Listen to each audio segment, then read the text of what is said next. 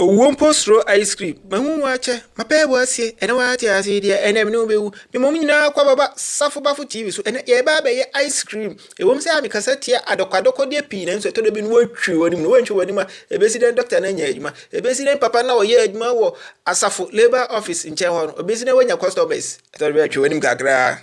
Eno ma be hia ne ba screen so no. For any bubu na sesen we dey no measurement.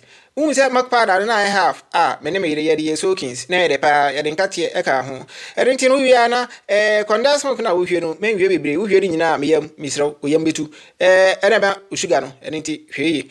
Enti no wi ana wa blend ni nyina na wo di afra mark powder no wo di ensuo warm e man nsuo nya shape wi ana wo di wo vanilla bi agum simple wi ana asesa na wo di ahye o fridge mu di freezer.